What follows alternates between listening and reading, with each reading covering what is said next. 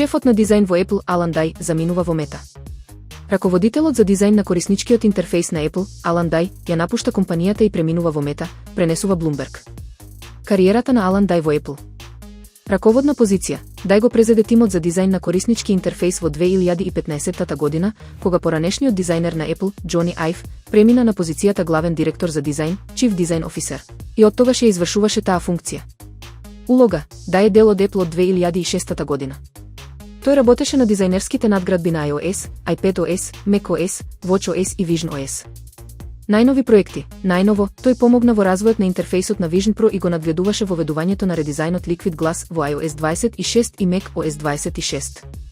Замена и пофалби. Apple планира да го замени Дай со Стивен Лемеј, долгогодишен дизајнер во Apple кој е дел од компанијата повеќе од 25 години. Извршниот директор на Apple, Тим Кук, го пофали Лемеј. Стив Лемеј има одиграно клучна улога во дизајнот на секој голем интерфејс на Apple од 1999 година.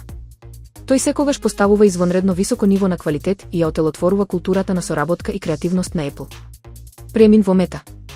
Дай ќе се приклучи на Мета како главен директор за дизајн, Chief Design Officer, на 31 декември и ќе помогне на компанијата во напорите да навлезе подлабоко во потрошувачкиот хардвер.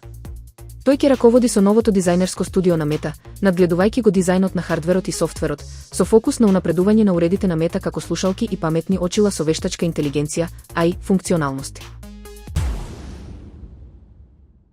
Декемвриски небесен спектакл, последната супер месечина во годината.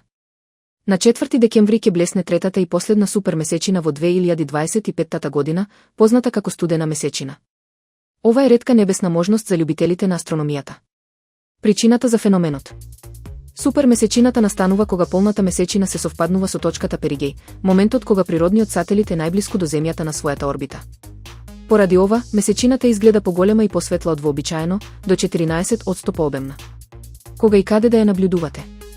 Студената месечина ќе се појави на североисточниот хоризонт во попладневните часови.